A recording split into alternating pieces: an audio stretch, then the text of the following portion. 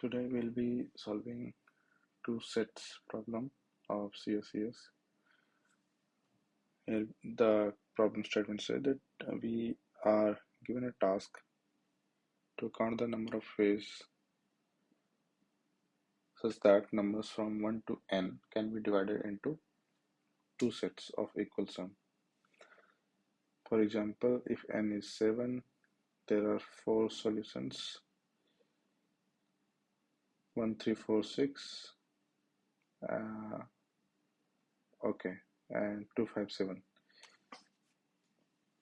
And the input says that the only input line contains an integer n, and into output the print the answer modulo 10 to the power 9 plus 7. Okay, so here the number starts from 1 to n, not from 0. So we'll be given any number n, and we'll be having numbers from 1 to n. So for example, if n is 7, then we'll be given numbers from 1 through 7, 1, 2, 3, 4, 5, 6, 7, and we need to, the task is that we need to count the number of ways that the numbers can be divided into two sets of equal sum.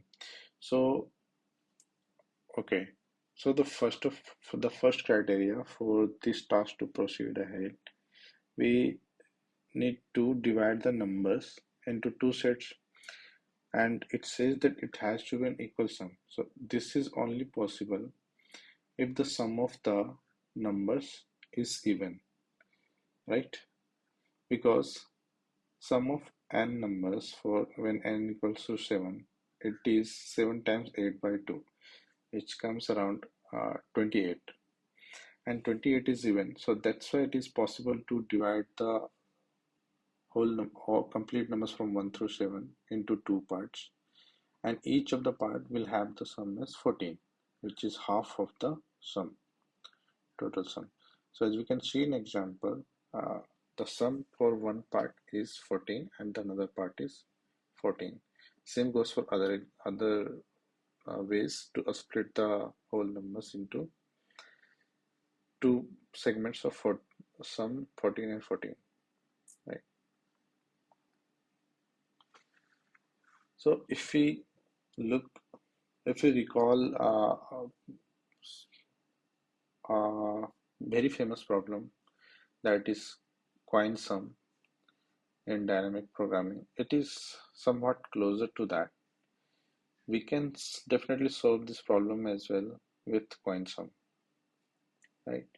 Because eventually, since we need to divide the whole, now all arrays elements into two parts, and each of the part has to be 14, right? So can't we say like how many ways that we can find out the number sum of elements to be 14? So since it can be total 8 ways here, right? As you can see, 1, 2, 3, 4 in one side and the 4 in another side. So total 8 ways. It means that total 4 ways will be there to split the elements into two parts, right? Because we are not counting uh, the swaps as 2. So 1, 3, 4, 6 and 2, 5, 7, this pair will be a unique way of dividing it, and counting this 2, 5, 7 on the left and 1, 3, 4, 4, 6 on the right is not something different. It is same as this one. So we are counting what is the number of elements, what are the elements that are in one bag, and what are the elements that are in another bag. So at this, it will be counted as one way. So that's why I am dividing the total answer by 2. Now, if we see this example, since the constraint is very small, n can go up to 500. So the coin sum can definitely be used here. How can we use the coin sum? So coin sum has, so let's first of all define, since it's we have established that it can be solved using coin sum, and coin sum you have already solved. I hope you have solved the coin sum problem using dynamic programming. If not, try it out and then solve this problem. So I'll go ahead directly with the coin sum. So I'll define a state first. So a state for this will be dp of the dp of I and j, where it means that the total number of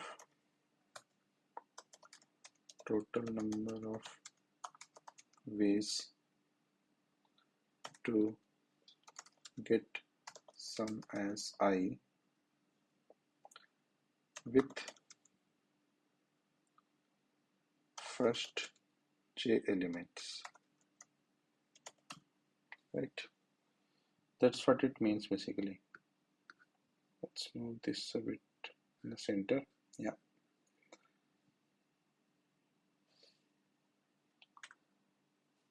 And if we talk about the base case, so for this, the base case would be, so let's see what could be the base case here. So there are two things.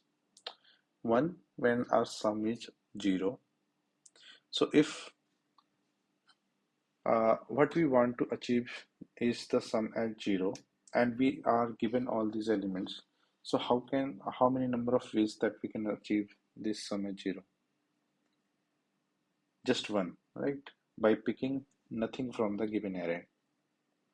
So for all these items, in the first case, when the sum at 0 and we'll be given all the elements from 1 through n, for all of these values, it will be 1, right? For all j which belongs to 0 or 1, 1 through n.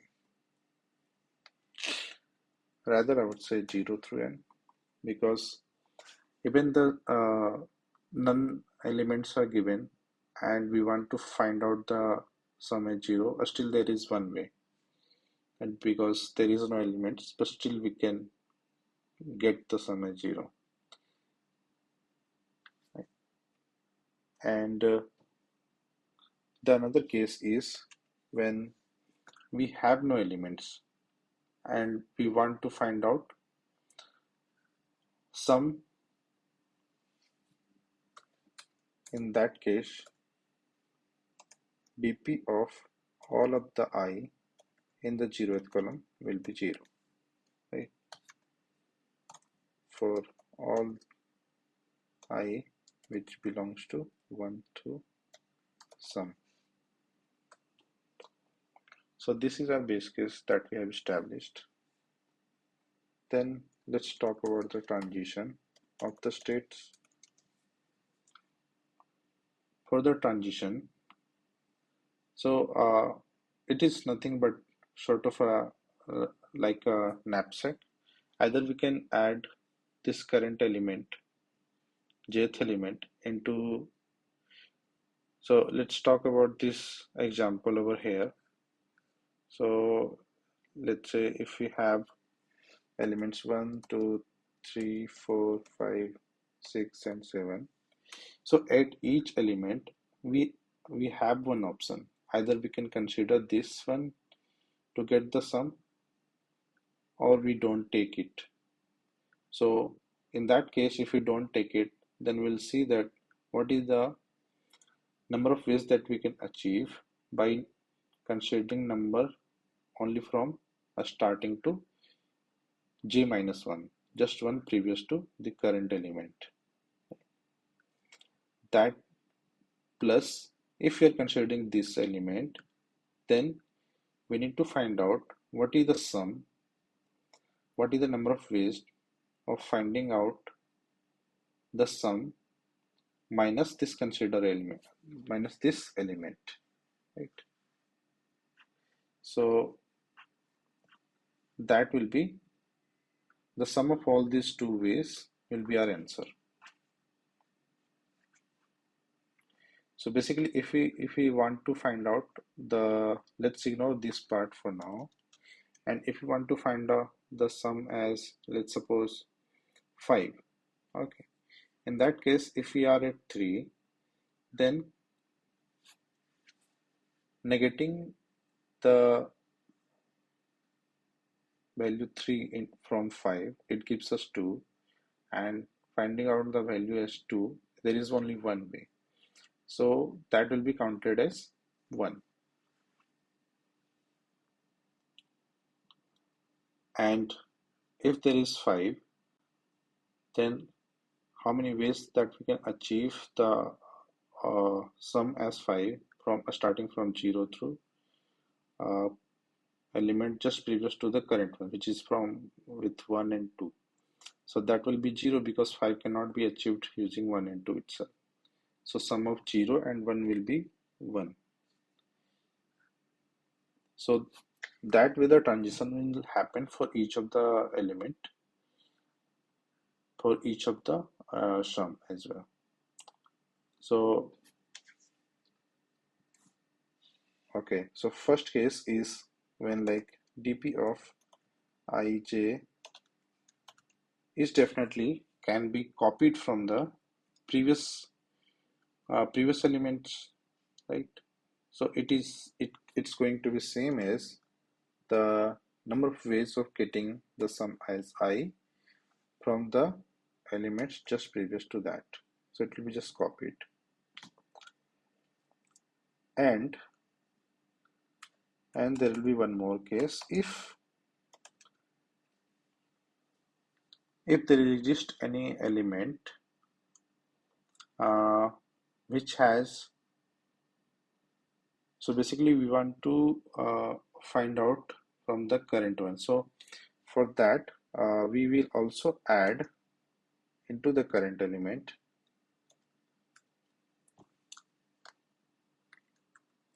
if the sum that we are trying to get, and sum in this case will be I. So sum that we are trying to get is greater than or equals to the value itself, the number itself. If that is the case, then we can also find it out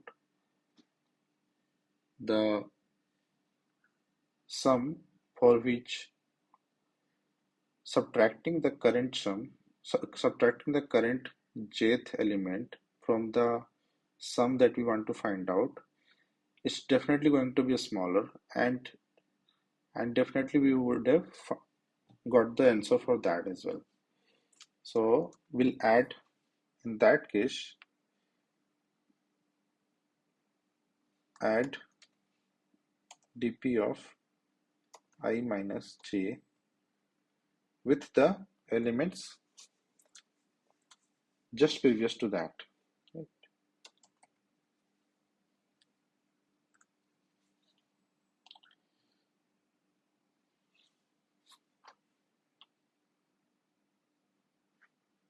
So this is going to be the transition itself, and the result will be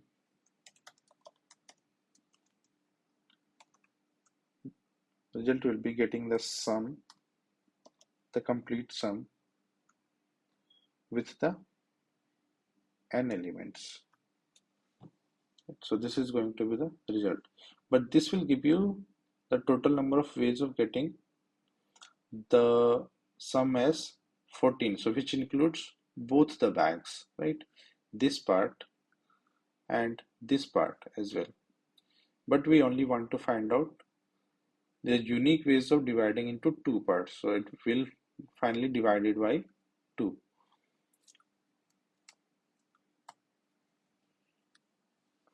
Since the constraint here is uh, given as that we always need to find out by dividing it with the taking modulo of 10 to the power 9 plus 7. So dividing it with the 2 is not possible. So what we'll do is we'll take a mod inverse for the 2, value 2. That should give us the correct result. Okay.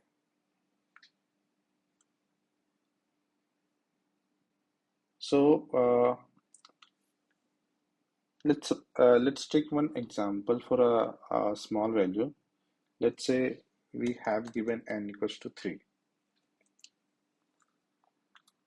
and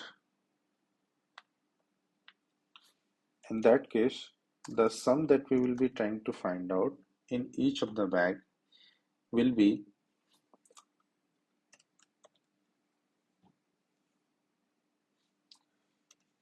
3 times 4 by 2, which is 6.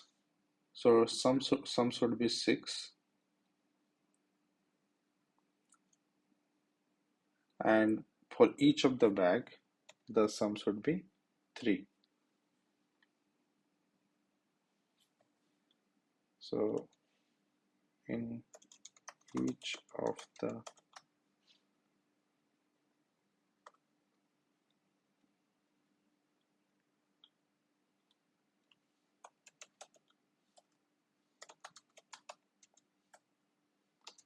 bag should be 3.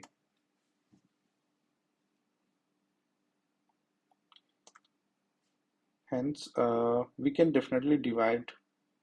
So since we have established, so the array will be something like sum that we are trying to find out is 3, and we have given the elements as 3.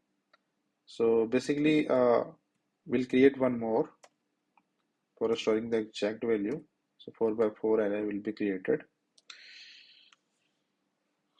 and the elements that will be given for the coin sum is 1, 2, and 3. So let's see how can we go ahead. So for the 0th row, we'll have the, for each of the elements, we are going to have 1, 1, 1 itself, right? So it is going to be 1, 1, and 1. This part is for 0, this is for 1, this is for 2, this is for 3. When we are taking all the 3 elements, and this is when we are taking no elements, and this is when we are taking 1, and when we are taking only 2 elements from this array. So let me write the options that we have for the elements.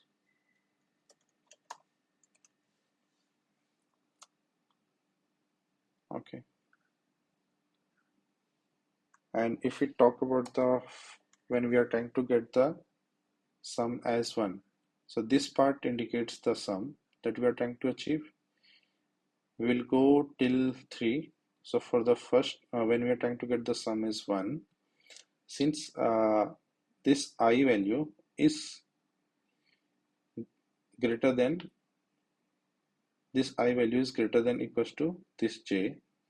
So yeah, for the start one, it will be always 0, because we have established that for the dp of each, for in the first column, it's always going to be 0, except this 0, 0 cell, the first cell. So in this case, when we are trying to find out the sum is 1, and we are taking the element 1, so we'll see what is the sum that is coming from the left, which is this part, trying to achieve the number of ways of getting the same sum with just up to previous elements. So that is 0th elements. So it is 0. So the sum will be 0 plus. So let me write a rough value here somewhere.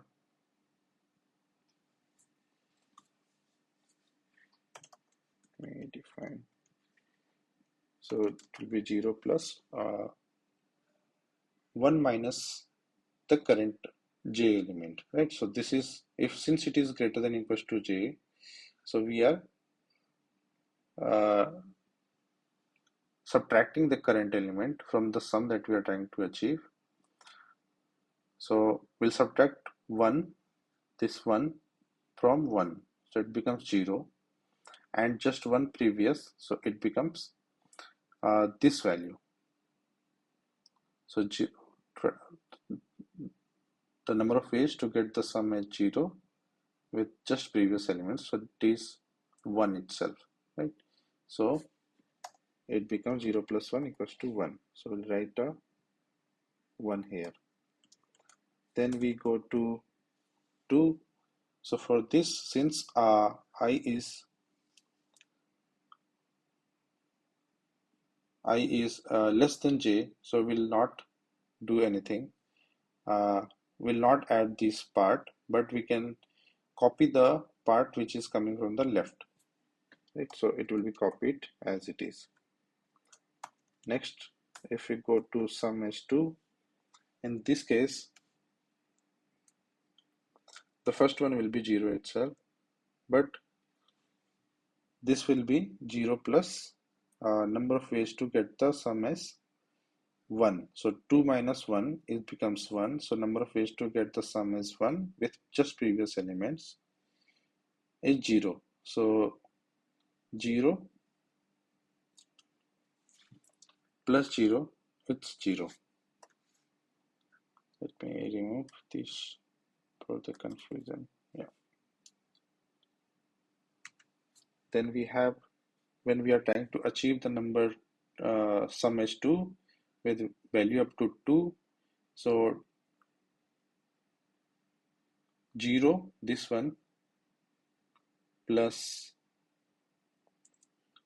2 minus 2, which is 0. Number of ways to get the sum is 0 with just previous element up to 0 and 1. So it becomes 0 plus 1, which is 1.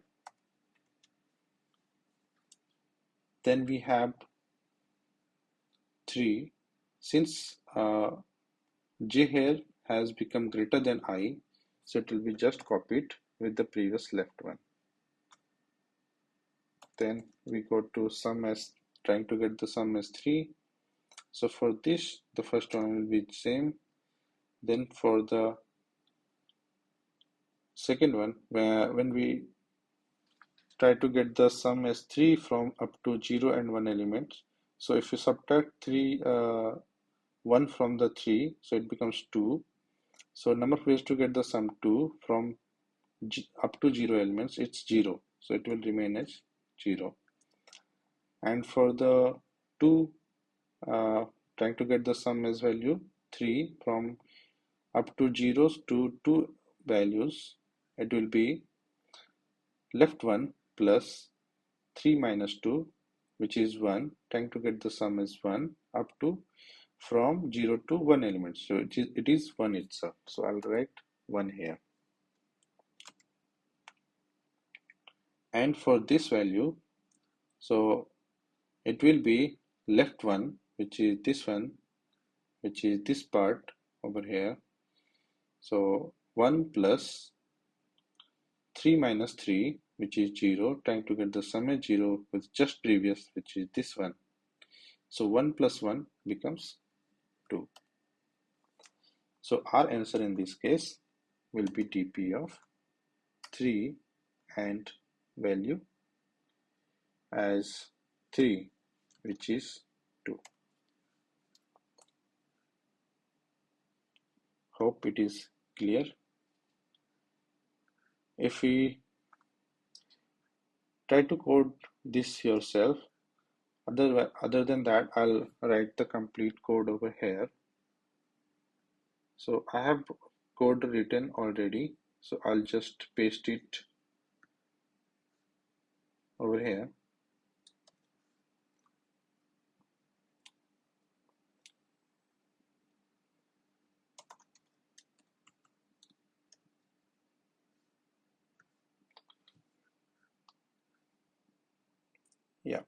As it is pretty much clear, so first I'm checking, hope it is visible. First I'm checking if the target is divisible by 2 or not. Means that if the sum can be divided into two bags or not. If it cannot be. If it is odd, in that case I'm returning a 0. Otherwise I'm getting the target sum as dividing by 2. Then I'm creating the new DP array and initializing the first one that we were earlier saw. The first, trying to get the sum is 0, so it will be 1 for all of them. So I'm initializing it by 1. Then for all the sum up from 1 to target, I'm iterating over all the possible options that we have from 1 through n. And as we talked about, we can always copy from the left one, which is trying to get the same sum with just up to previous element. So it will be copied as it is. And if it is possible to subtract the current element from the sum that we are trying to achieve, then we'll also add the number of ways to get the sum I minus j, after subtracting the current element from the sum that we are trying to achieve, and we'll get the number of ways that it has and add it into current solution, and we are taking the mod along with it. So at the end, since we also need to divide it by 2, so I'm taking the modulo inverse for that.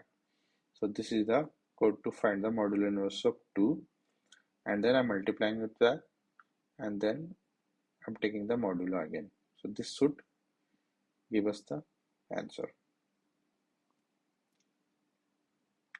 Hope it's clear. Thank you.